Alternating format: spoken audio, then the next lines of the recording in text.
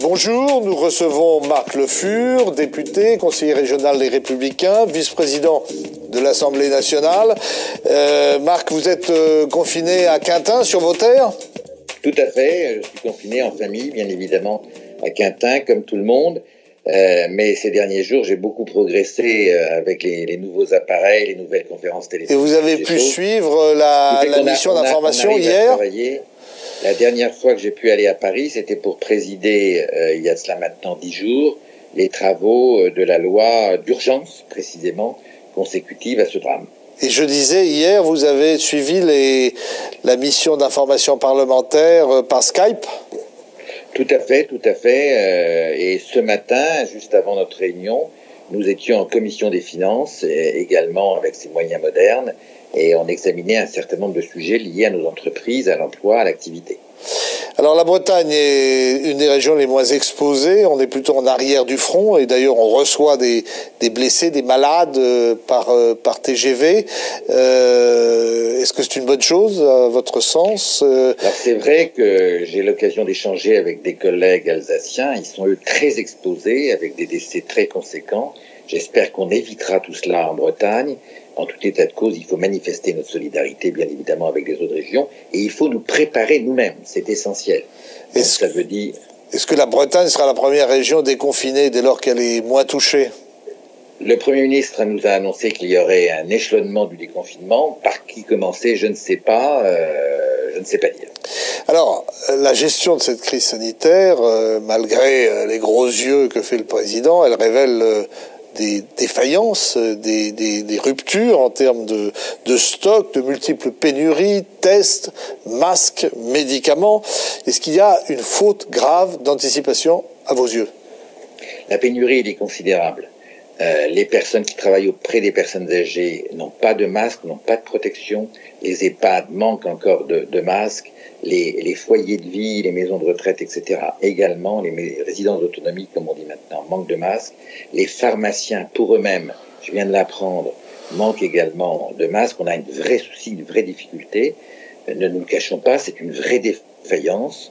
On a complètement baissé la garde sur ces questions, alors qu'en 2012, nous avions 1,4 milliard de masques. Oui, alors qu'est-ce qui s'est passé ? Roselyne Bachelot avait été critiquée pour en avoir trop commandé. Très injustement critiquée, on s'en rend compte maintenant. Elle avait au contraire su anticiper, mais à partir de 2012, on a complètement baissé la garde et c'est un vrai sujet. C'est pour ça que il faut rattraper le retard et ça met du temps puisque, hélas, tout ça est fabriqué maintenant loin de chez nous, en Chine, et nous sommes dépendants, paradoxalement, du pays qui a été le premier confronté à ce drame. Est-ce que ça va engendrer des leçons sur la mondialisation, sur la relocalisation de certaines activités ? C'est très clair. Le temps de la mondialisation est derrière nous. Il faut maintenant revenir à des choses plus raisonnables. C'est des débats qu'on avait d'ailleurs anticipés. Rappelez-vous le débat sur le CETA, l'accord avec le Canada. Moi, j'étais très opposé à cela. Il fallait garder notre autonomie agroalimentaire. Certains voulaient aller très loin dans la mondialisation. C'était déjà à l'époque une erreur. Maintenant, j'imagine que tout le monde en convient, c'est une erreur totale. Alors, dire que la mondialisation est terminée, c'est peut-être un peu excessif, mais on peut penser tout de même qu'un certain nombre de correctifs vont être mis. En même temps, les États sont très endettés. La politique industrielle a été négligée pendant trop longtemps. Ça sera compliqué pour l'État de faire face à cette impuissance actuelle.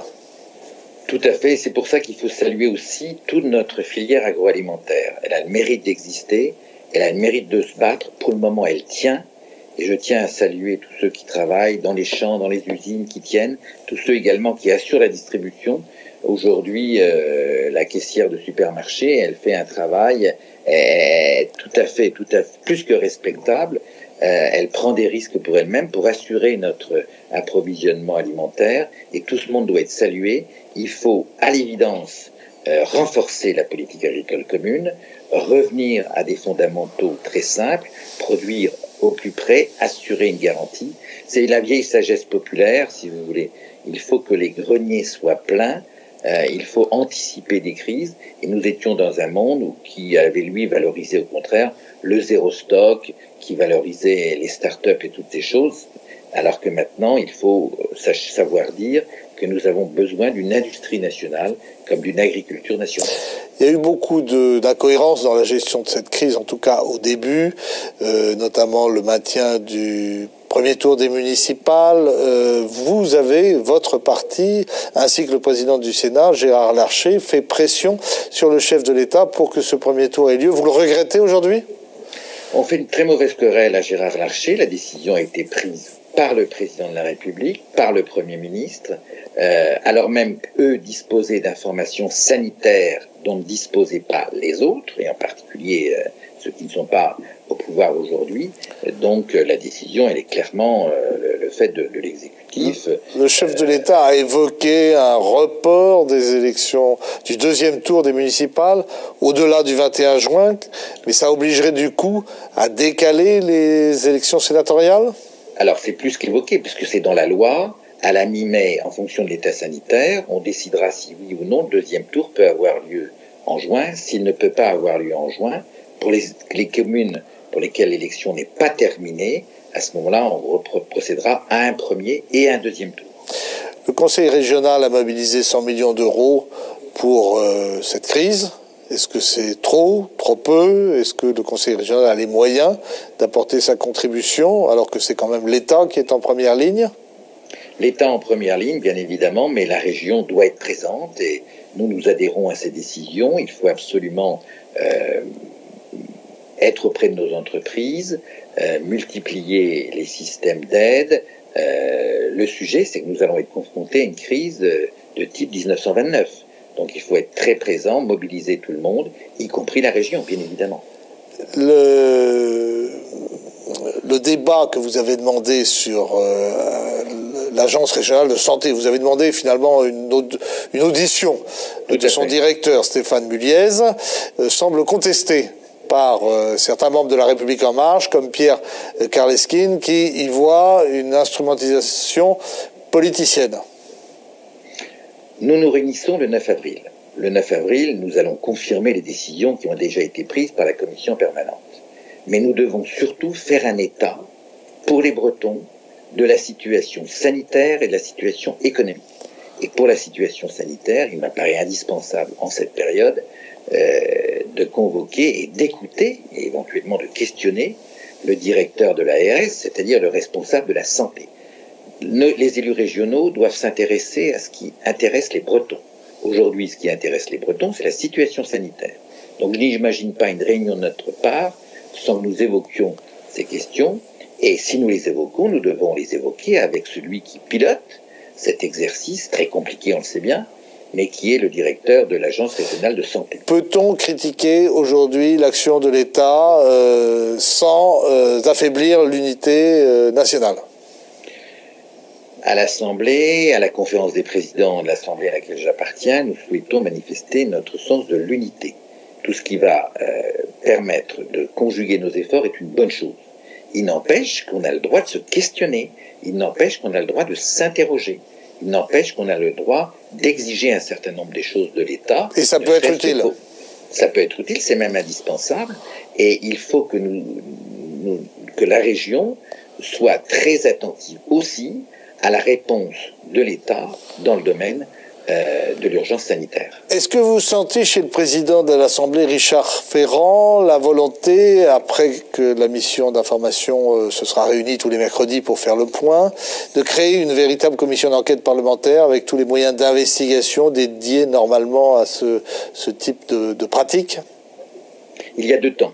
Il y a le moment présent, et sans doute jusqu'à l'été, où on doit, dans le cadre de la mission parlementaire, conjuguer nos efforts, poser des questions, etc.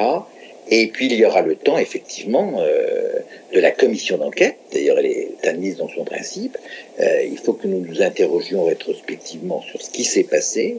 On a entendu des propos, en particulier de Madame Buzyn, qui sont très inquiétants, non seulement sur l'impréparation, mais même sur inquiétant, voire scandaleux.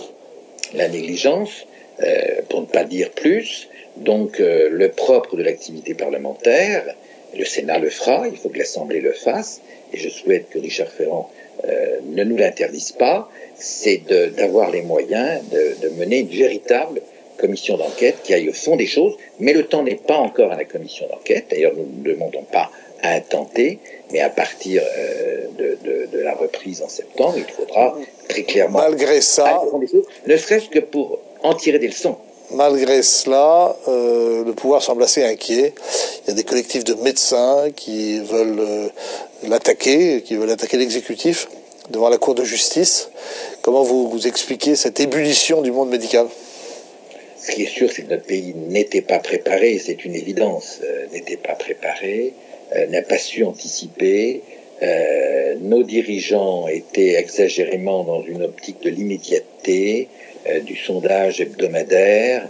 Et tout le monde, d'ailleurs, était un peu dans cette optique-là. Maintenant, il faut revenir à des choses beaucoup plus claires, savoir dire que l'histoire peut être tragique, qu'il faut se préparer à ces tragédies, les anticiper, savoir dire également que le long terme doit désormais primer sur l'immédiateté, savoir dire que si nous ne défendons pas nos intérêts dans ce monde, personne ne les défendra pour nous.